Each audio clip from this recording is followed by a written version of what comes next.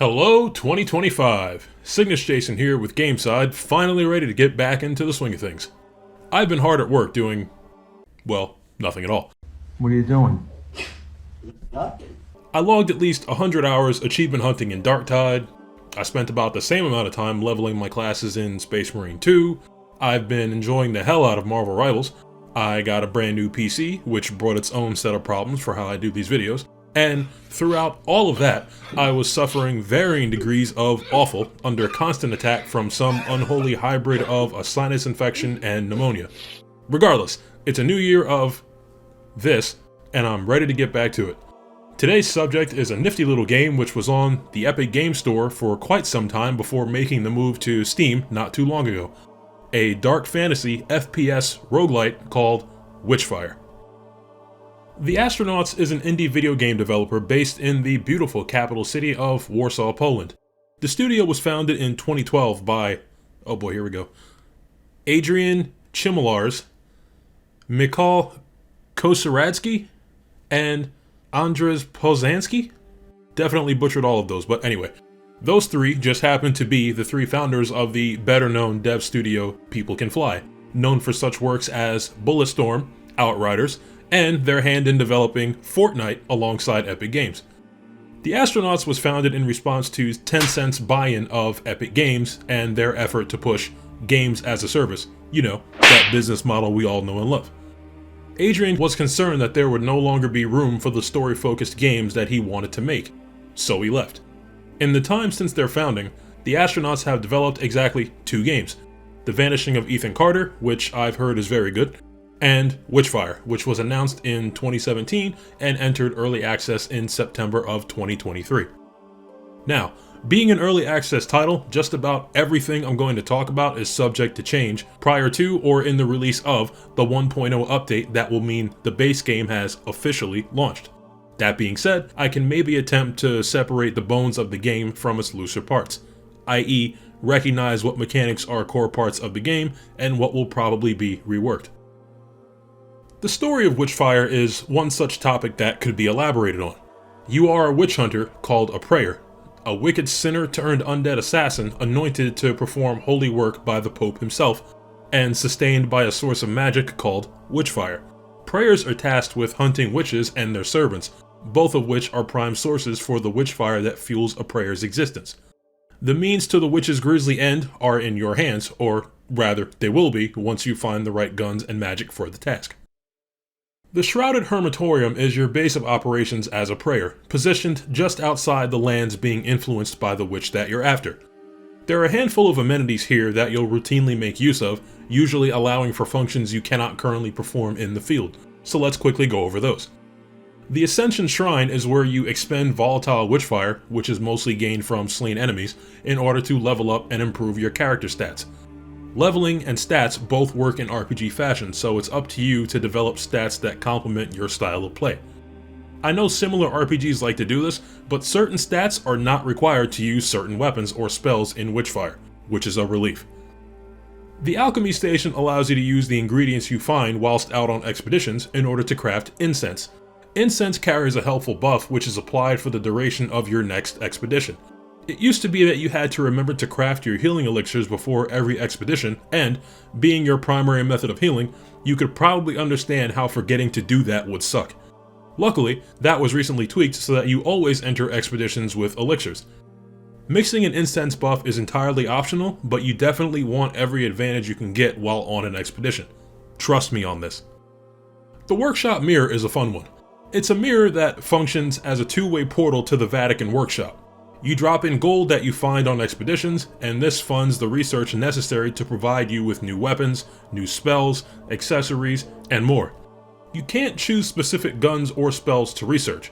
You just begin research in whatever category of gear you want, and the mirror will spit out gear that you don't yet own. Research can be progressed by completing combat encounters during expeditions, or by spending additional gold. The class you choose when starting the game will affect your initial stats, as well as what kind of gear you start with, but eventually you will have it all, so it doesn't matter too much. Lastly, there's a research item called Prayer Invocation, which is not currently available, but with no evidence to support this, I have a feeling it's going to be related to a future co-op mode, which would be absolutely dope. Next, we have the Mysteria Forge, which is where you upgrade your gear after achieving certain prerequisites, such as enemies slain or the use of specific actions with that piece of gear. Gear advances in 3 stages: the first Mysterium, which is base functionality, second Mysterium, which provides an added effect in combat, and a third Mysterium, which provides a stronger added effect. Second and third Mysterium upgrades will require a second and third Mysterium incantation, which can be crafted at the workshop mirror or found, on rare occasions, during expeditions. The gun room is currently the only place where you can change your equipped gear. You get 3 firearm slots, 2 spell slots, and 3 accessory slots. Guns can be close range, medium range, and long range, and you can also have a demonic weapon equipped for big boy damage in case shit gets real. There are light spells which cover small areas, and heavy spells which can turn the tide of battle in your favor very quickly. Lastly, you have your accessory slots where you can equip a relic, fetish, and a ring that individually provide very useful effects, from something like striking near-death enemies with lightning bolts to saving you from death once per expedition. Relics, fetishes, and rings also take the Mysterium treatment in order to be upgraded, but all you have to do is get kills with them equipped, so it's nothing you have to go out of your way to do. Once you're geared up, it's probably best to hit the testing ground in order to try out your weapons and spells and make sure you're vibing with your equipment. As I said before, your gear and stats should be tailored to how you play. The tighter your loadout, the easier your victories. There are other facilities in the Hermitorium, the Prophecy Study, the Gnosis Tome, and the Vestal Flame, but we'll come back to those in a bit. Right now, it's Witch season. Once you're locked and loaded, you can hit the portal to start a new expedition. There are currently 3 regions available in Witchfire. The region you choose determines how quickly you gain volatile Witchfire and how strong or numerous the enemies will be. The Island of the Damned is the first region you can visit, and it does a decent job setting the tone for what's to come. Within each region, you'll have a main objective to work towards over however many expeditions it takes you to get a handle on the enemies, special events, and bosses that might come for you while you're there. Your first few runs should be used to scout the area, get to know the enemy types that can spawn there, loot everything you can loot, and once you're out of ammo or out of HP and can't find any pickups to remedy either of those, it's time to go. Portals back to the Hermitorium take a bit to open, and portals won't function if enemies are nearby or if a calamity is happening. In those circumstances, you have 2 options: kill or be killed. This can be easier said than done sometimes, especially if you really don't have any ammo, since spells take a hot minute to recharge, but you'll cross that bridge when you get to it. To be an effective prayer, you've got to understand your weapons and abilities. Obviously, HP is your lifeblood. Also obviously, if that hits 0, you die. To help avoid that, you've got your stamina. Yes, there is stamina, and it can be annoying at times. It's drained when you run, jump, dash, or fire certain weapons like shotguns or sniper rifles. What really sucks is, if you're in a scenario where you're totally surrounded by enemies, you might be doing literally all of those actions I just listed. You can avoid unnecessary stamina consumption by utilizing cover so you don't have to dodge, and coming to know the attack patterns of your enemies, which will ensure that you only jump or run when you absolutely have to. You can also drop more points into your endurance stat if it continues to be an issue. As I mentioned earlier, your guns come in 3 types: close range, medium range, and long range. Those aren't just category names, you legit have to use guns in those categories at their most effective ranges. You will deal little to no damage if, for example, you try to pick off enemies at long range with your medium range rifle. I usually run 1 long range weapon to land big crits, since headshots are a thing, and 1 medium range weapon for mob clearing. For even more destruction, you've got your demonic weapon, which should be your ace in the hole, or last ditch attempt to remove the strongest enemies from the battlefield and give yourself the breathing room you need to achieve victory. Don't forget about magic. You have light spells and heavy spells. Light spells recharge faster than heavy spells, and both recharge even faster from enemy kills or a higher witchery stat. Alternating between spells and guns are how you dispatch 99% of threats, so make sure your selection of each works well together.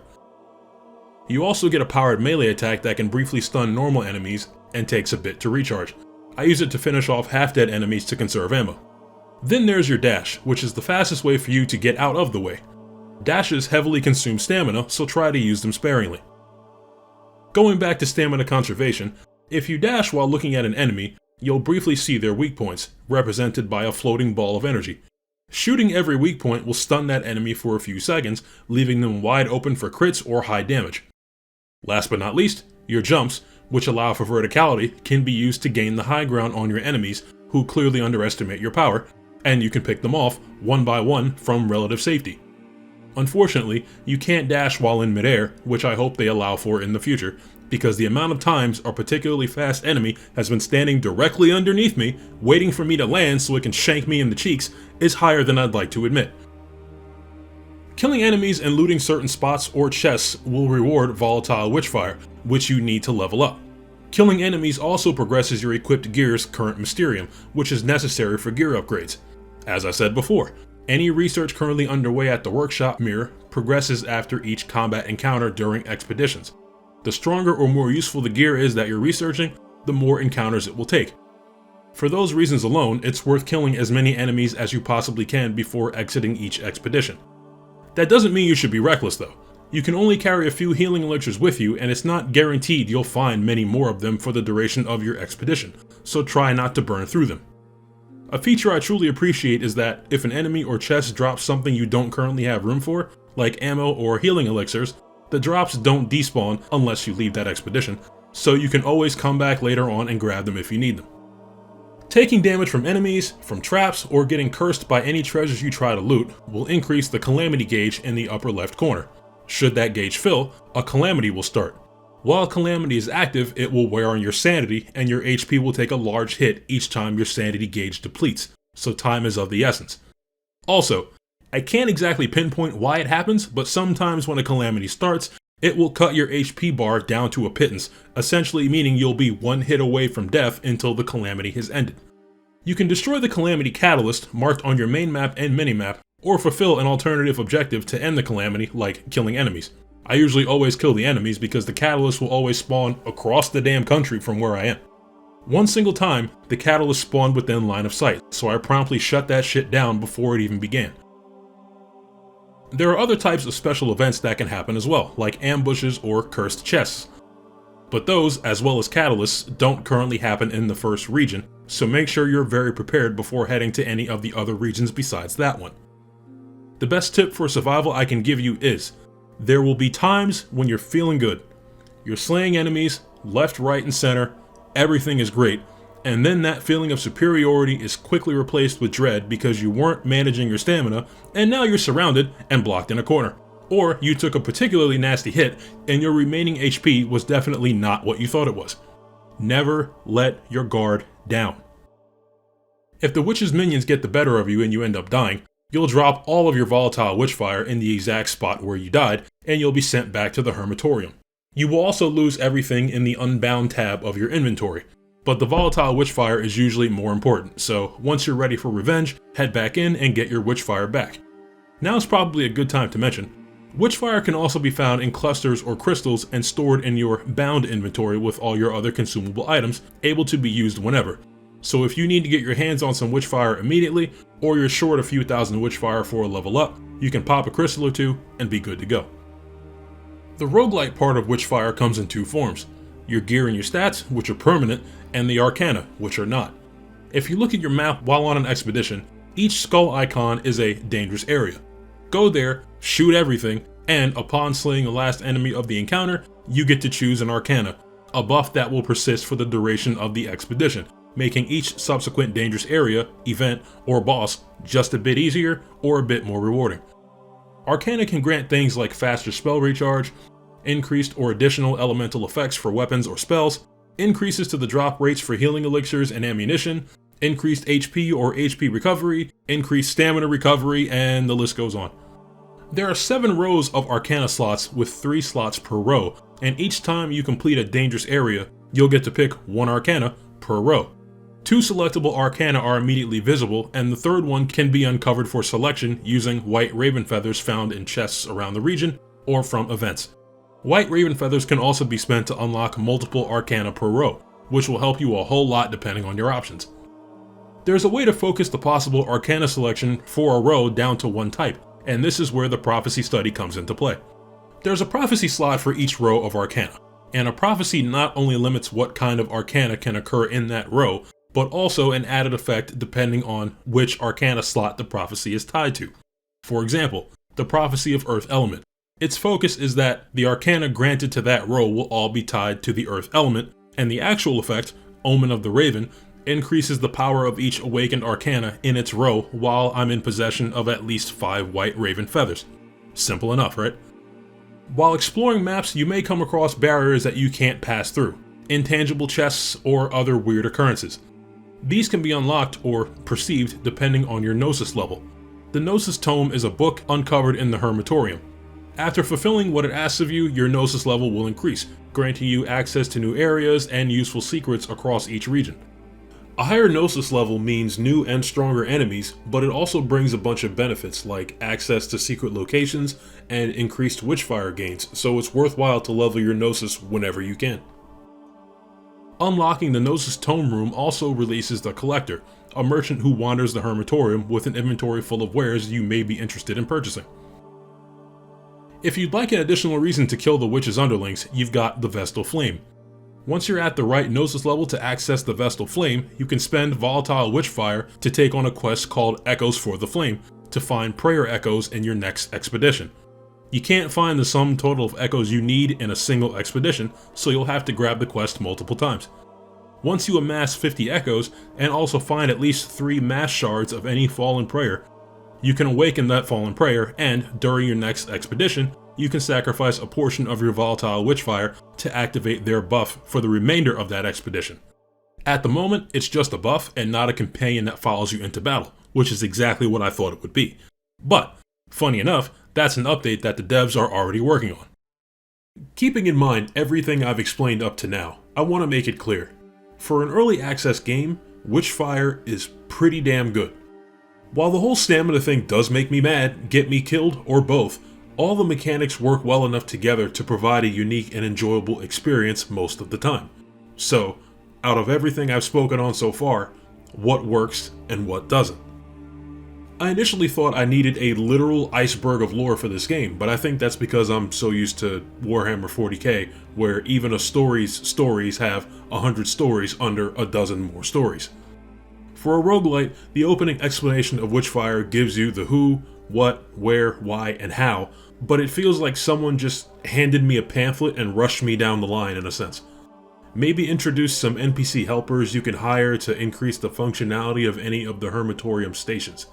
You pay some gold at the Mirror, and the Vatican sends someone specialized in, say, the Mysteria Forge.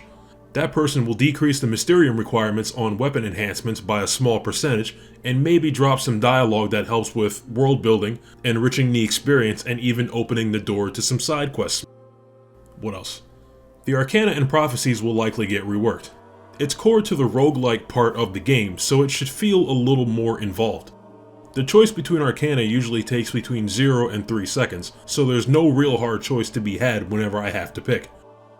I won't spoil it too much, but there are some secret areas that require you to wipe and replace your current Arcana with Corrupted Arcana, which are the complete opposite of a helpful buff, and those are some choices you'll really have to think about.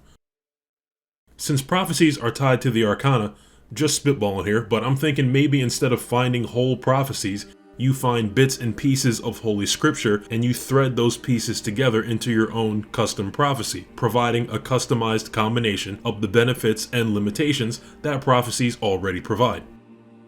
Oh, a big one, and this is likely unique to me. You get to see your prayer in the menu only and nowhere else, so this really wouldn't matter all that much, but I want to be able to change my prayer's armor and mask. In small part because I'm not 100% on how the prayer looks in the first place, and then because I like to be dripped out when I stun all my enemies. I think if co-op play is actually in the works, some alternate masks and costumes would definitely follow suit, no pun intended. My only other gripe is being unable to dash in midair, but I think that will come in some form or fashion once they give us the additional powers hinted at in the stat descriptions. Those are all of my critiques.